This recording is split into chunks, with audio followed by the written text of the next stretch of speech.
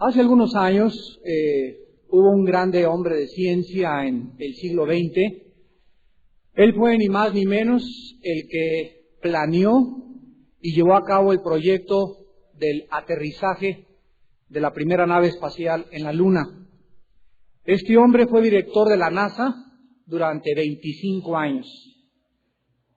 Y este hombre, que era un científico alemán llamado Wernher von Braun, dijo antes de morir las siguientes palabras: conocer a Dios es la meta más noble del entendimiento humano. Amarle es lo más digno de nuestros afectos y servir a Dios es el más honroso y delicado propósito al cual podamos dedicar toda nuestra vida y nuestros talentos. Es maravilloso ver cómo hombres de ciencia como este científico alemán leyó la Biblia durante 40 años, murió con una paz que sobrepasa el entendimiento porque tuvo el privilegio de conocer al Creador del universo, pero no lo conoció como un Dios lejano, como muchos de ustedes saben que existe nada más, sino que Wernher von Braun lo conoció como un Dios personal. Él tuvo una comunión con Él a través de la persona de su Hijo Jesucristo, y eso fue algo que transformó radicalmente toda su vida. Realmente creemos que no existe una aventura más maravillosa y emocionante que conocer a Dios. Cualquier manifestación del carácter de Dios o de la persona de Dios que no proceda de las Sagradas Escrituras es solo una caricatura y una distorsión del verdadero Dios. Solo las Sagradas Escrituras nos proveen la revelación de el Dios vivo y verdadero que creó el universo y que envió a Jesucristo al mundo para que nosotros pudiéramos, a través de el Hijo de Dios, conocerle a Él de una forma íntima y personal. Cualquier conocimiento de Dios, repito, que no provenga de la Biblia es una distorsión. Yo he leído cantidades de libros, antes y ya siendo cristiano, de personas que inventan dioses, de personas que creen que conocen a Dios de acuerdo a su mente y lo encajonan de acuerdo a sus pensamientos y a su intelecto. Sin embargo, la Biblia nos muestra que Dios se tuvo que revelar a nosotros, porque si no, nosotros nunca le hubiéramos podido conocer. Entonces, si tú estás buscando a Dios, si tú quieres saber si Dios existe, déjame decirte que no lo vas a encontrar en ninguna parte de este mundo, porque es necesario que Él se revele a ti. La Biblia nos muestra que si Dios no se hubiera revelado a nosotros, nosotros jamás le hubiéramos podido conocer. ¿Por qué? Bueno, hay diferentes respuestas a esta interrogante. Por ejemplo, en el libro de Job, capítulo 11, del 7 al 8, la Biblia dice: ¿descubrirás tú los secretos de Dios? ¿Llegarás tú a la perfección del Todopoderoso? Es más alta que los cielos, ¿qué harás? Es más profunda que el Seol, ¿cómo la conocerás? La Biblia dice que es imposible que tú trates de buscar a Dios en tu entendimiento, en tu sabiduría, en tu razonamiento limitado. Porque la sabiduría y la perfección de Dios trasciende totalmente la finitud del intelecto y la mente del ser humano. El profeta Isaías escribió en el capítulo 55, versículos del 8 al 9, porque los pensamientos de Dios son más altos que los pensamientos nuestros. Los caminos de Dios son diferentes a los caminos de nosotros. Y nunca jamás nadie podrá alcanzar los pensamientos de Dios, ni conocer los caminos de Dios. Y como el ser humano no conoce los caminos de Dios, culpa a Dios y le dice: ¿por qué permitiste que mi hijo naciera retrasado mental?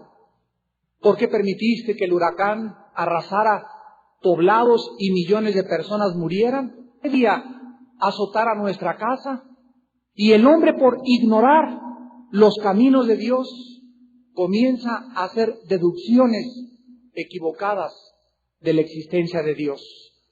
Dice el apóstol Pablo en su primera carta a los Corintios, capítulo 1, versículo 21, pues ya que la sabiduría de Dios, el mundo no conoció a Dios mediante la sabiduría, agradó a Dios salvar a los creyentes por la locura de la predicación. Yo he oído el testimonio de grandes hombres sabios, como Jean-Paul Sartre, Ingersoll, Sigmund Freud, Friedrich Nietzsche, Carlos Marx, Carlos Darwin, y todas estas personalidades que trataron de comprender a Dios y se estrellaron contra una pared porque ellos no entendieron que estaban tratando en su propia sabiduría de encontrar a Dios. Entonces la Biblia nos muestra que Dios se ha revelado. En otras palabras, si Dios no hubiera bajado al mundo, si Dios no hubiera caminado entre nosotros, si Dios no nos hubiera hablado con sus palabras simples, sencillas, naturales, jamás el ser humano hubiera podido conocer a Dios. Es por eso que los griegos tenían miles de dioses. Los romanos hicieron dioses a sus propios emperadores. Y ahora el ser humano del siglo XX, al no conocer a Dios, se ha convertido en Dios para sí mismo. Y así tenemos a muchas personas que me dicen, y a ustedes también, yo no creo en Dios. Sin embargo, cuando una persona dice, no creo en Dios, en ese momento se necesita tener más fe para no creer que para creer. Porque cuando una persona dice, no creo en Dios, esa persona está asegurándonos algo. Nos está diciendo, estoy seguro que no existe Dios, por eso no creo en Dios. Y a esa persona le pregunto en esta mañana, ¿en dónde lo has buscado? Es como si estuvieras en el mar y dijeras, no existe el pez tigre. Así, no creo que existe el pez tigre. Vendría un buzo que ya vio a un pez tigre y te diría, ¿hasta dónde buceaste? Y tú le contestarías, nada más bajé 5 metros y no encontré nada. Y concluí, no existe el pez tigre.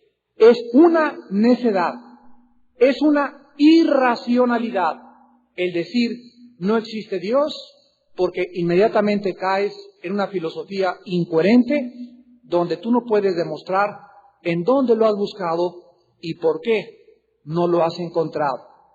La Biblia nos muestra en Deuteronomio 29:29 que las cosas secretas pertenecen a Dios, mas las reveladas pertenecen a aquellos que le buscan y a nuestros propios hijos.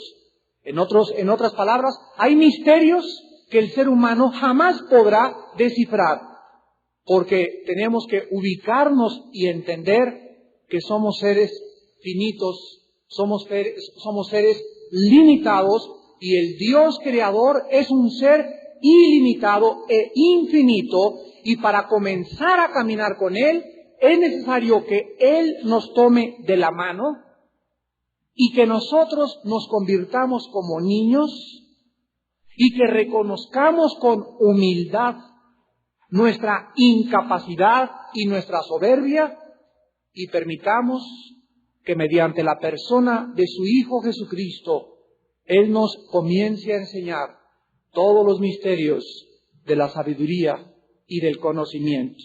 En Mateo 11, 25 al 27, el Señor Jesucristo dijo estas palabras: Te alabo, Padre Dios del cielo y de la tierra, porque escondiste estas cosas de los sabios, de los premios Nobeles, de los intelectuales, y se las revelaste a los niños.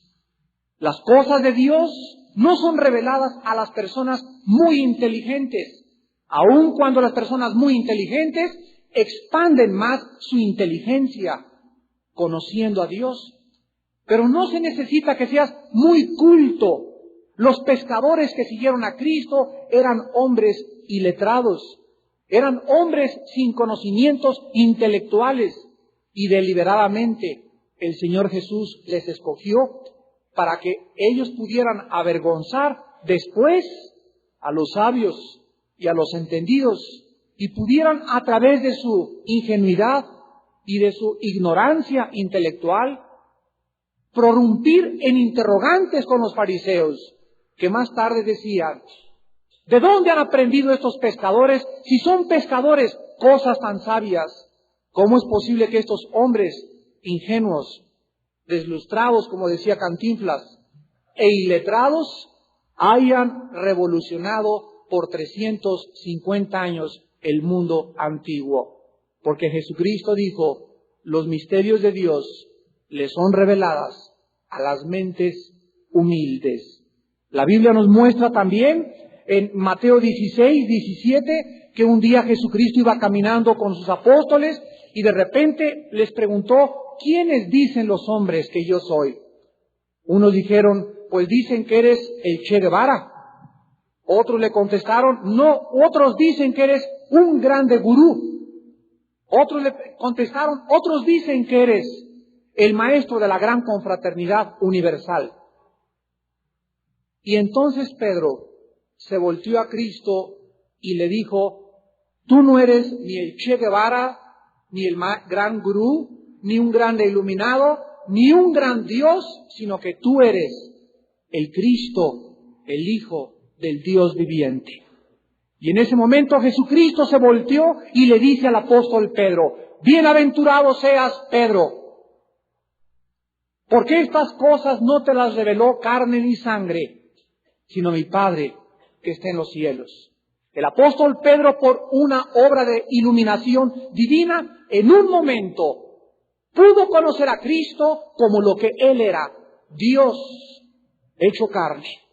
Y tú necesitas en esta mañana esa chispa de Dios, esa iluminación no intelectual sino espiritual, para que tú veas en esta mañana a Jesucristo como aquel a quien Dios reveló para que nosotros le pudiésemos conocer. Hace algunos años, a principios de este siglo, hubo un hombre llamado Sigmund Freud, el cual dijo las siguientes palabras: el ser humano inventó a Dios. Esto está en su libro El futuro de la ilusión, que escribió en 1928. Freud dijo a continuación: el ser humano necesita desesperadamente seguridad en medio de un mundo donde no tiene el control sobre sus circunstancias, por lo cual tuvo que inventar la existencia de Dios. Este hombre, al igual que otros grandes científicos de acuerdo a este mundo, comenzaron a introducirnos en el siglo XX y a permear las universidades, las escuelas, los museos, los centros culturales, para que el ser humano verdaderamente creyese que a Dios no se le puede conocer y que por estar inseguros del futuro, nosotros inventamos el ser de Dios.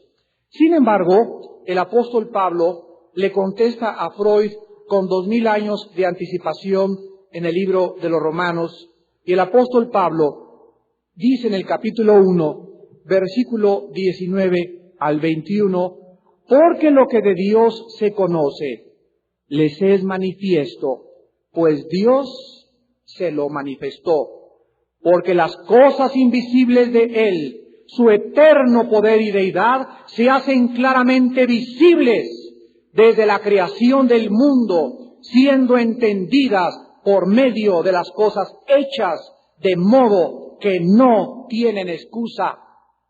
Pues habiendo conocido a Dios, no le glorificaron como a Dios, ni le dieron gracias, sino que se envanecieron en sus razonamientos, y su necio corazón fue entenebrecido, profesando ser sabios, se hicieron necios en sus propios ojos.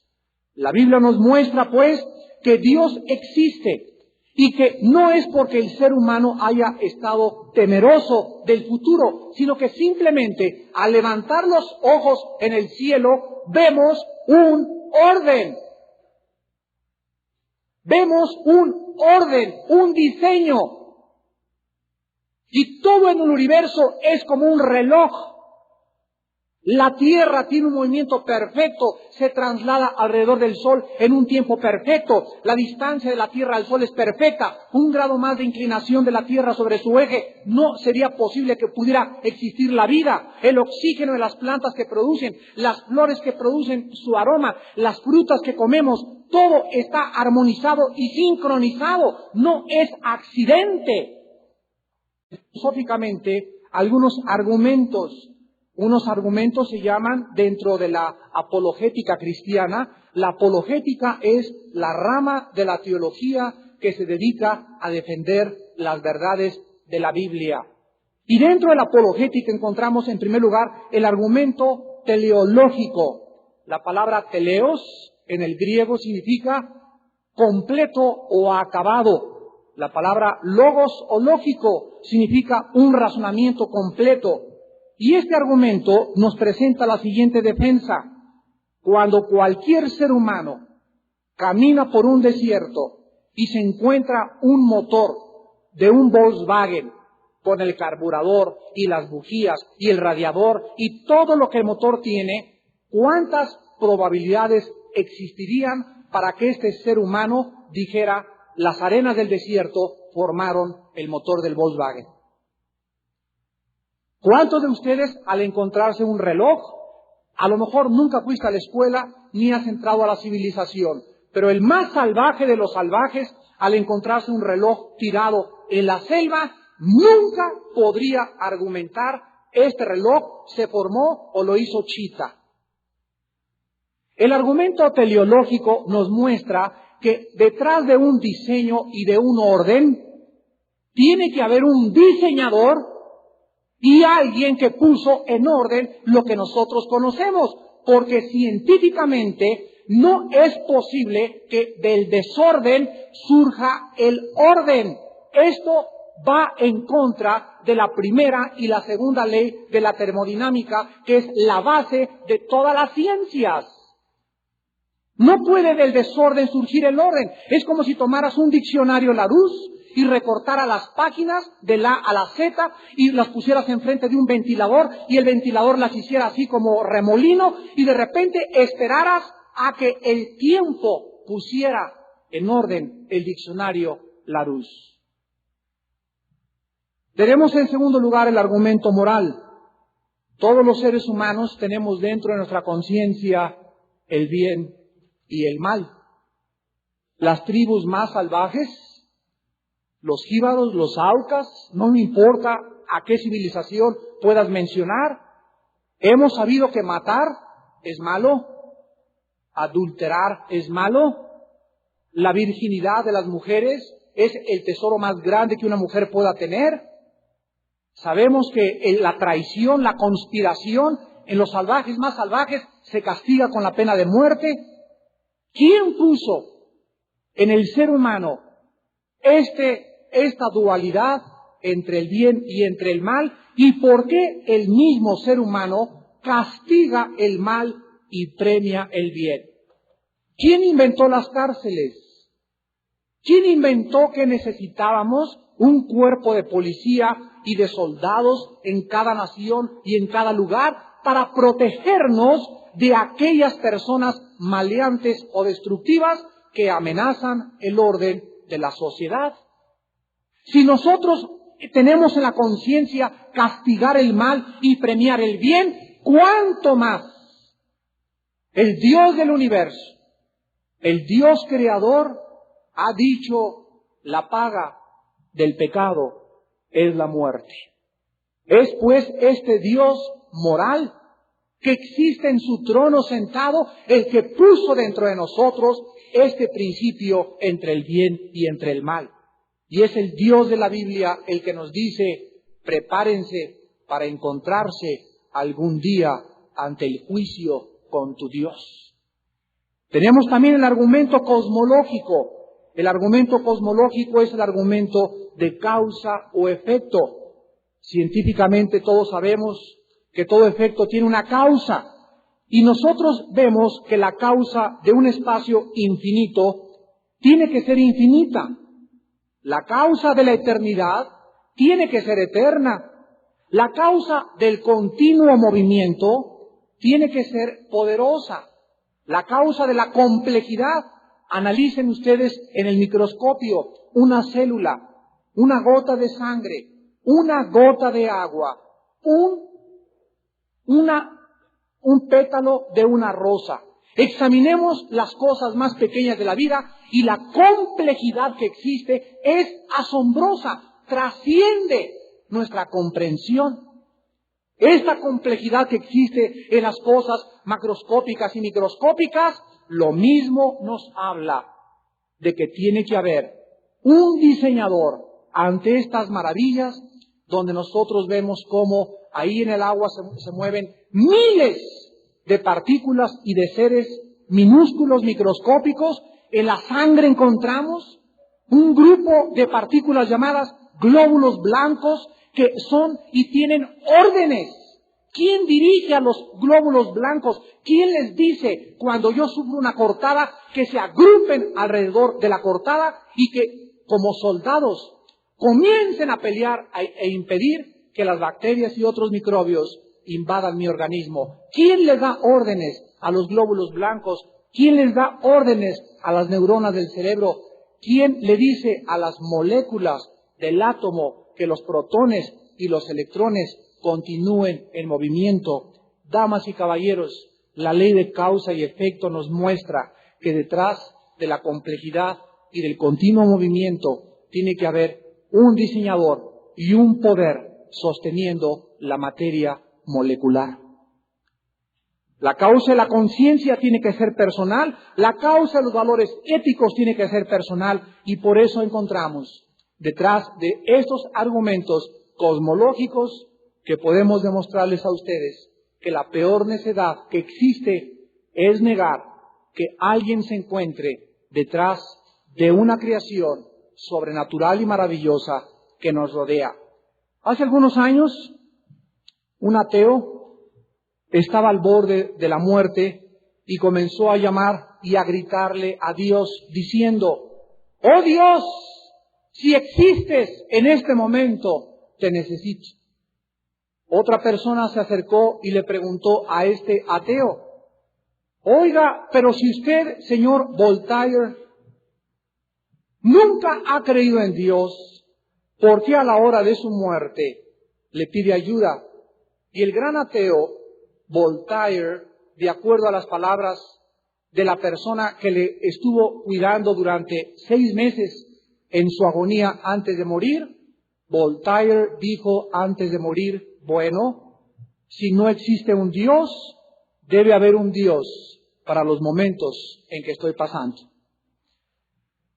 Dios existe, damas y caballeros, no solo porque no existe ninguna otra manera lógica, ni personal, ni racional para explicarlo todo, sino porque si tú no tienes al Dios verdadero en tu vida se va a caracterizar, escucha muy bien. La vida de las personas que niegan la existencia de Dios se tiene que caracterizar por las tinieblas. Número 1, aquello que no puedan demostrar científicamente, nunca podrán penetrar en ello mediante el Espíritu. Alberto Einstein, el gran matemático y físico nuclear, dijo estas palabras: Dios no juega a los dados con el universo. La existencia de Dios es innegable, dijo Alberto Einstein, y si yo no creyese en Dios, sería un científico limitado.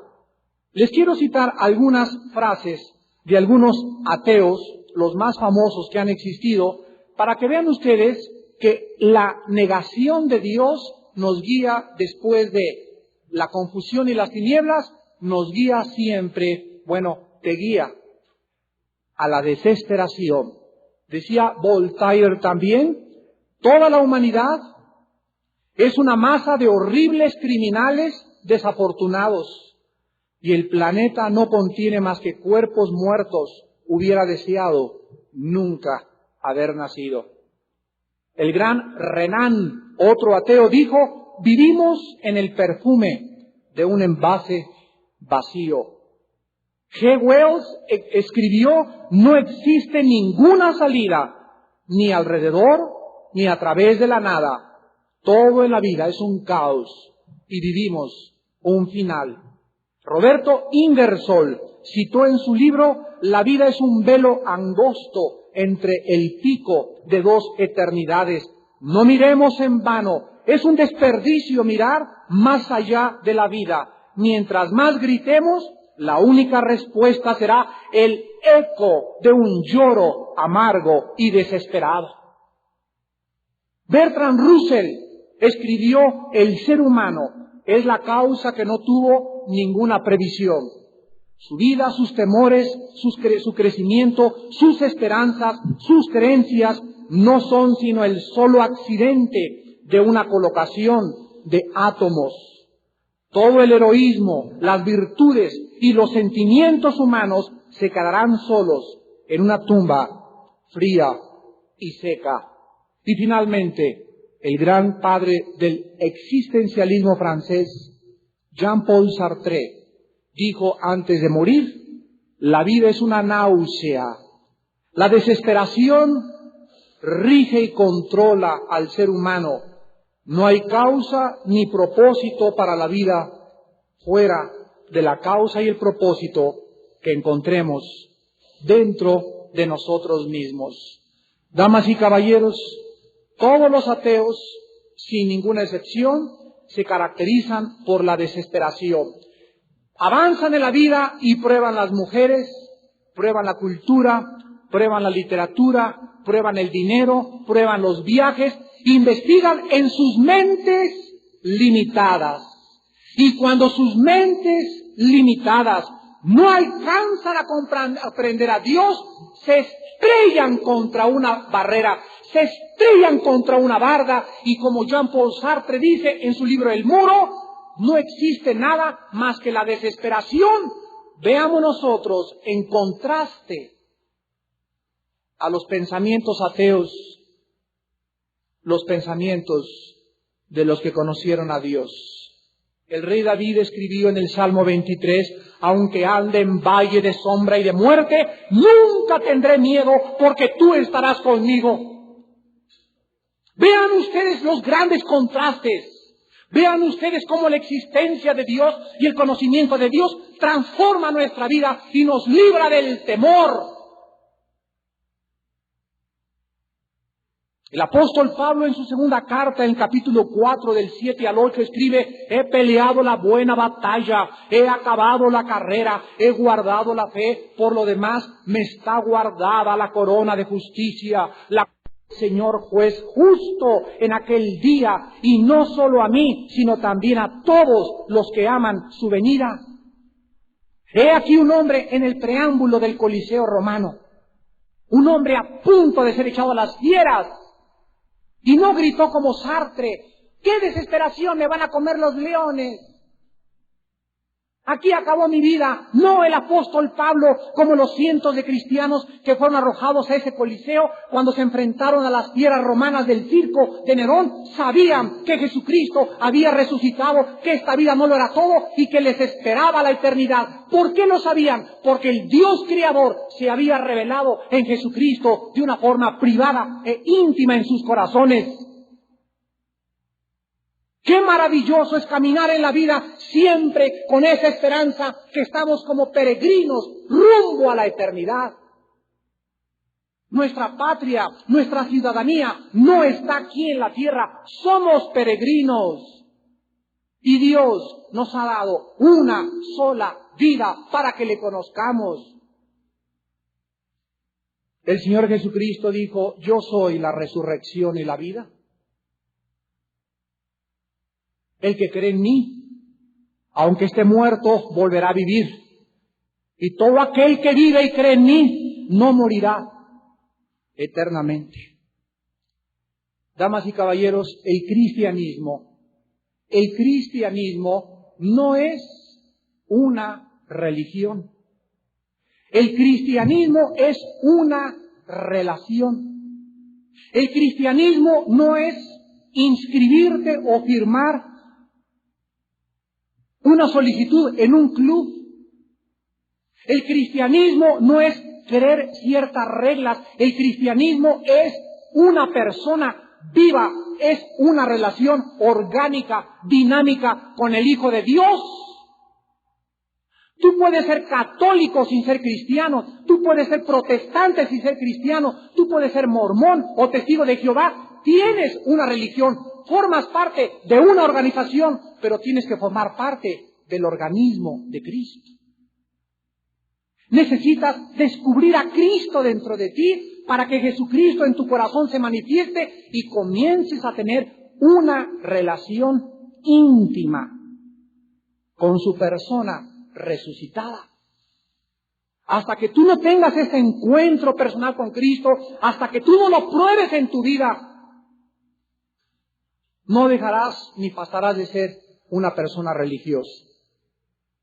¿Por qué les digo esto? Porque me he encontrado grandes personas que me dicen creo en Dios y les digo, ¿ustedes saben que el diablo no es ateo?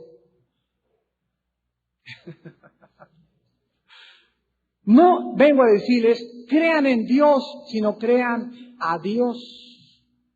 Yo conozco cientos de gente que creen en Dios, pero viven como si no existiera. Y estas personas son peores que los ateos. El problema del ser humano no es que el ser humano necesite creer en un Dios. Los romanos creían en miles de dioses. Calígula hizo Dios a su caballo. Dios nos dice en la Biblia que creamos a aquel en quien Él envió. Jesucristo dijo, el que me ha visto a mí, ha visto al Padre, porque yo y el Padre uno somos. Juan 10 y Juan 14, del 6 al 8. Ahora nosotros vemos que la Biblia nos define a este Dios. Tú en esta mañana me dices, bueno, yo no soy como Jean-Paul Sartre, ni como Ingersoll, porque yo creo en Dios. Pero hay un problema muy grave con las personas que creen en un Dios. No es un Dios, sino el único Dios vivo y verdadero. Los mormones tienen un Dios, los testigos de Jehová tienen muchos dioses, otras religiones tienen otros dioses, y cada persona ha inventado su Dios. La Biblia nos revela a el Dios, el único Dios que en Jesucristo se ha revelado. Y Cristo dijo, nadie conoce al Padre sino el Hijo, y nadie va al Padre sino a través del Hijo. Por tanto, si tú no tienes a Jesucristo como tu Salvador y como tu Señor en tu vida, y no le conoces como una persona resucitada, tu Dios es un Dios falso, y el mundo está lleno de dioses falsos. La Biblia nos revela al único Dios verdadero. La Biblia dice, en primer lugar, que Dios es espíritu. Dice Números 23:19, Dios no es hombre. Él no tiene un cuerpo como el que tú tienes, ni un cuerpo como el que yo tengo. Jesucristo dijo, Dios es espíritu, Juan 4:24, y los que le adoran en espíritu y en verdad es necesario que adoren. Más adelante en Lucas 24:39, Jesucristo dijo, mirad y palpad mis manos y mis pies, que yo mismo soy. Un espíritu no tiene carne ni huesos, como veis que yo tengo. La revelación de Dios, pues, es espiritual en la Biblia. Y como Dios es espíritu, Él habita en una dimensión diferente a la dimensión que nosotros habitamos, aunque Él puede introducirse al mundo tridimensional en el cual nosotros vivimos a través del Espíritu. Entonces, si Dios es espíritu y yo soy espíritu, alma y cuerpo, no puedo conocer a Dios mediante mi alma o mi mente, sino que si yo quiero hacer contacto con Dios, no puedo en mi físico limitado alcanzar a Dios. Entonces Cristo dijo que si el Espíritu Santo entra a mi vida, el Espíritu Santo me va a hacer volver a vivir espiritualmente. Y cuando mi espíritu, porque la Biblia enseña que todos nacimos muertos espiritualmente por el pecado, cuando tú te arrepientes de tus pecados y recibes al Espíritu Santo, el Espíritu Santo vivifica tu espíritu dentro de ti y tu espíritu comienza a despertar al mundo espiritual, donde la Biblia nos pone en contacto con el mundo espiritual, y cuando tú lees la Biblia, comienzas a entrar a la dimensión de Dios. Y solo la Biblia te puede introducir y llevar a conocer al Dios vivo y verdadero. Dios no solamente es espíritu, sino que también es invisible. Dice el apóstol Pablo en 1 Timoteo 1:17, por tanto, al Rey de los siglos, inmortal, invisible, al único y sabio Dios, sea honor y gloria por los siglos de los siglos. Amén. Dios se reveló muy claramente y le dijo a Moisés en Deuteronomio 6:4, Yahweh es uno es tu Dios. Muchos dicen, oiga, pero explíquenos cómo pueden ser 3 personas y un solo Dios. Esto, aunque es más complicado de lo que nosotros podemos entender, es muy fácil a primera vista explicarles la Trinidad. Por ejemplo, tenemos un prisma. Si yo a un prisma le dirijo un rayo de luz blanca, ¿en cuántos colores se descompone al atravesar el prisma? En 7 colores. Si nosotros vemos la descomposición de los 7 colores, diríamos, son 7 colores. Sí es cierto y no es cierto, porque los 7 colores pertenecen a una unidad. Todos salieron de un rayo de luz blanca.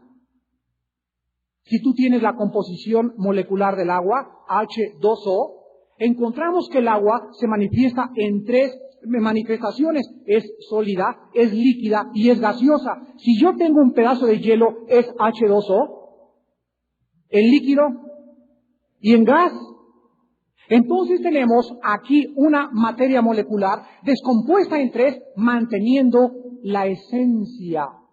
Dios se ha manifestado en 3 formas: el Padre, el Hijo y el Espíritu Santo. El Espíritu Santo es Dios, Jesucristo es Dios y el Padre es Dios. No son 3 dioses, es un solo Dios manifestado en 3 personas distintas. Dios, pues, de acuerdo a la palabra de Dios, es un Dios trino. Y nosotros encontramos también que Dios es omnipresente. ¿Qué significa esto? Que Dios se encuentra presente al mismo tiempo en todos lados. Yo recuerdo, antes de ser cristiano, que me llevaba mi abuelita y me enseñaron desde niño que al entrar a un edificio, al entrar a ese edificio, ahí estaba en ese edificio Dios. Y en el edificio nadie podía hablar, nadie podía gritar, porque se pedía respeto y reverencia, porque ahí estaba Dios. Y al salir del edificio, como que la atmósfera cambiaba, como que me sentía un poco más así, qué bueno, por al entrar ahí adentro del edificio, me portaba bien y ponía cara de San Martín de Porres, que no rompía ni un plato, y me enseñaron que ahí estaba Dios.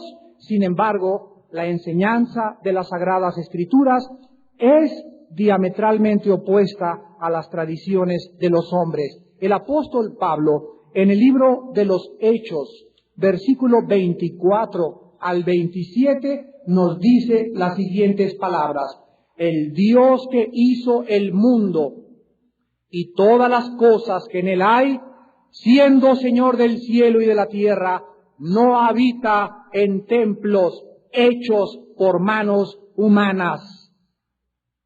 Dios no está colocado ni tampoco confinado bajo ninguna pared.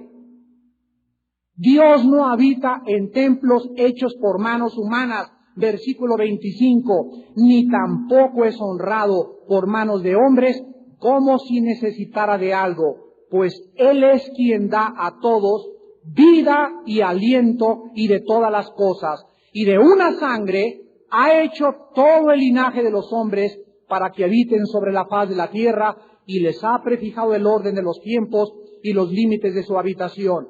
La Biblia nos muestra que Dios no está en VIPs, ni en mi iglesia, ni en tu iglesia. Dios es espíritu y Dios se encuentra donde 2 o 3 se reúnan en su nombre. Entonces, qué grande equivocación llamarle a nuestra iglesia vamos al templo. Cuando tú dices vamos al templo o ven a mi templo, estás usando un lenguaje antibíblico, porque el templo ahora somos nosotros. 1 Corintios 6:19. ¿No sabéis que vuestros cuerpos son templos del Espíritu Santo? Pero la ignorancia y las tradiciones nos llevan a vivir una religión sin que entendamos lo que significa ser el templo de Dios. El apóstol Pablo finalmente nos dice en el versículo 26 que el Dios de la Biblia ha hecho a los hombres de una sangre.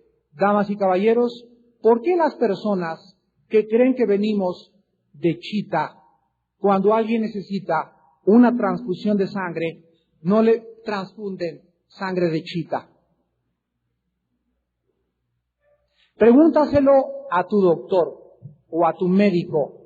Simplemente porque los aminoácidos, todos ustedes los que conocen de biología, ya sea molecular o bioquímica, comprendemos que los aminoácidos son los ladrillos de la vida. Los músculos de un perro siempre producirán perros, los músculos de un gato, gatos, los tejidos humanos siempre serán tejidos humanos, los tejidos de mi pelo, y mi pelo siempre será humano. ¿Por qué? Porque Dios encerró en las células de los gatos, de los perros, de las jirafas, de los chimpancés y de los seres humanos un código genético hereditario que fuera y reprodujera aquello que originalmente Dios puso en él. La maravilla de la genética la encontramos 2000 años antes que descubrieran a finales de este siglo, a principios de este siglo, los principios de la genética que estamos nosotros viviendo actualmente.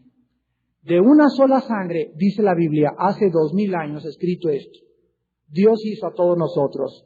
Y finalmente la Biblia nos muestra que Dios te da la vida. Dios te da el aliento y todo lo que tienes, y en Él te mueves, en Él existes y en Él vives. Cuando tú vas a dormir en esta noche, ¿tú programas tu cuerpo para respirar? ¿Quién le dice a tu cuerpo, sigue respirando? ¿Y por qué en cualquier momento que tú no esperas, Dios te traslada a la otra vida a través de un síncope cardíaco? Amigo que me visitas en esta noche, damas que están con nosotros, ¿sabían ustedes que a lo mejor muchos de ustedes ya no nos volvemos a ver el día de mañana?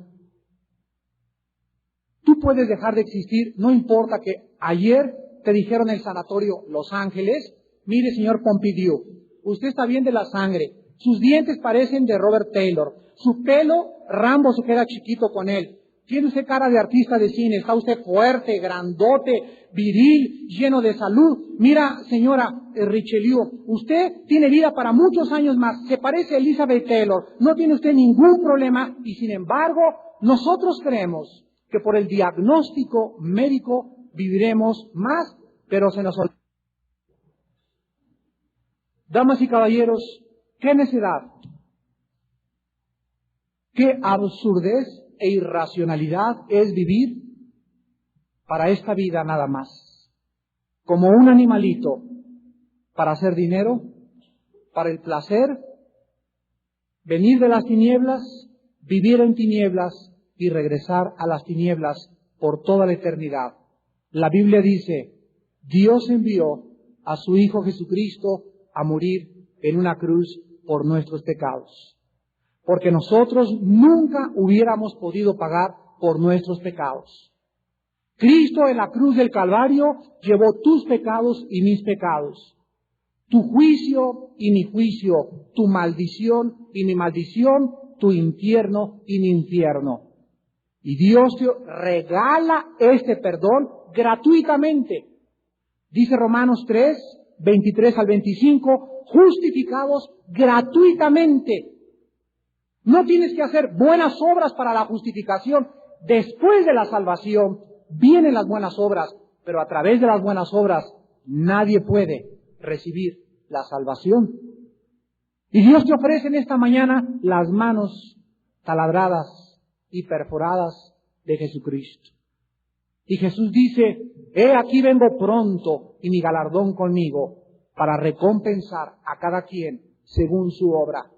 La Biblia dice, arrepiéntanse. Arrepiéntete ya de tu fornicación. Deja a tu amante. Dejen de robar.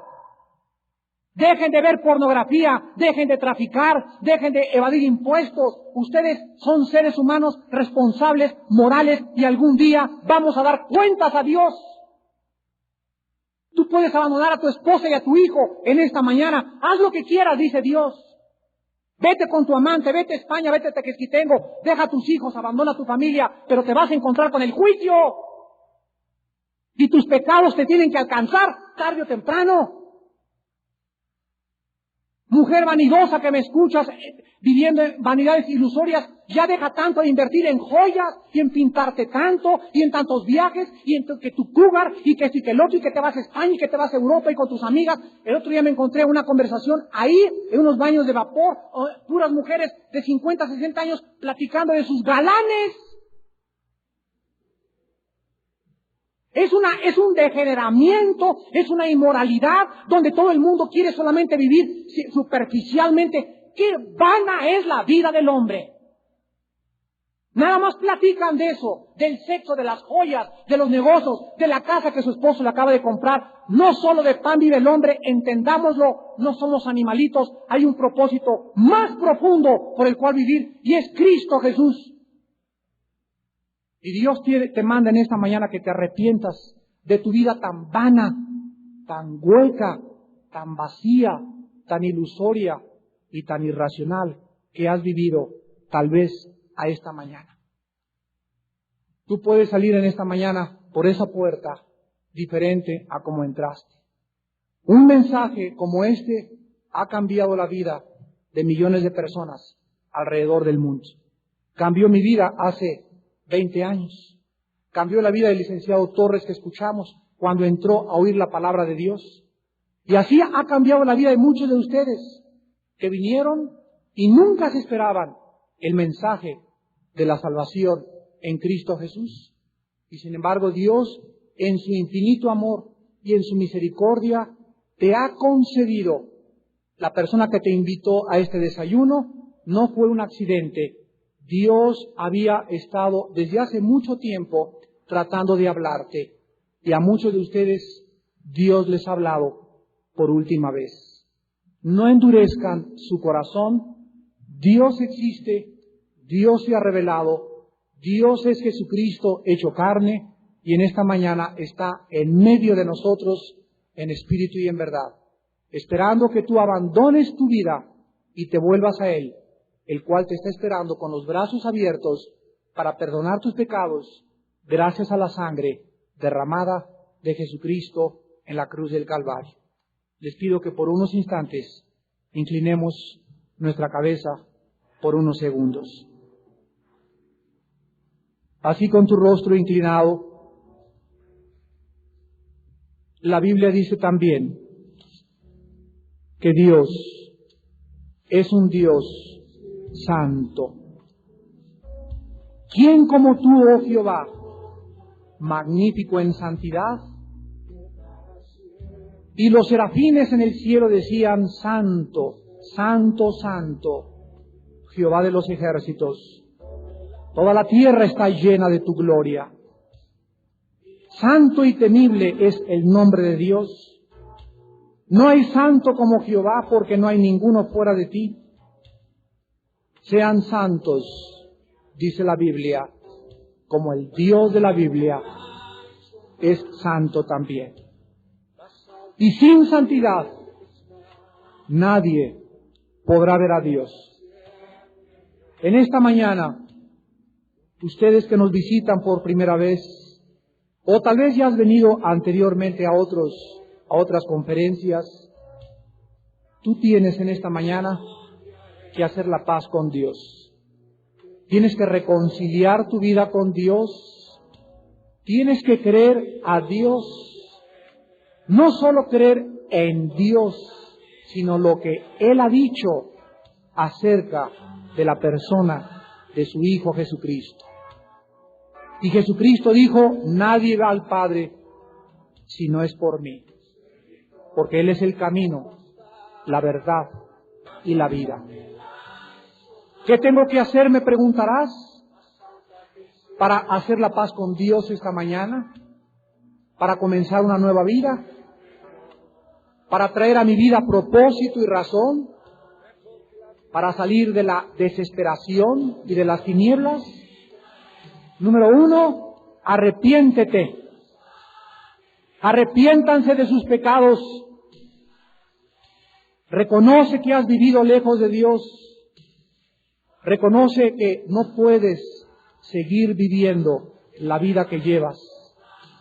Porque si tú murieras en este día, imprevistamente, la paga del pecado es la muerte. Dios no puede ser burlado. Todo lo que el hombre siembre, el hombre recogerá. Arrepiéntete de tus pecados. Número 2, cree en Jesucristo. No como un gurú y como un gran iluminado, sino cree en Jesucristo como el único Salvador, el Mesías, el Cristo de Dios, el único que puede pagar por tus pecados y el único que puede en esta mañana darte la vida eterna. Y en tercer lugar, de una forma simple e inocente como un niño, ábrele tu corazón y recíbele en tu vida como Señor y Salvador. Y ahí desde tu lugar, con tu rostro inclinado, dile a Dios estas palabras. Mi Señor y mi Dios, perdóname, me arrepiento de mis pecados, porque tú eres un Dios santo. Gracias por pagar por mis pecados, porque yo nunca hubiera podido pagar por ellos. Pero tú, el Dios de la Biblia, el Dios y Padre de Jesucristo, enviaste a tu Hijo a este mundo hace 2000 años, para que en la cruz del Calvario abriera sus manos y me dijera, te perdono. Aunque no lo mereces, te perdono. Te perdono por cuanto has creído que yo soy el Cristo, el Hijo del Dios viviente. Padre Santo, recibo a Jesucristo como mi Señor. Lávame con tu sangre preciosa. Perdona mis pecados y dame la vida eterna. Todo esto te lo pido y te doy las gracias, porque en esta mañana he conocido que tú eres Dios, en el cielo, en la tierra y debajo de la tierra, y hoy salgo contigo en mi corazón, en el nombre de Cristo. Amén.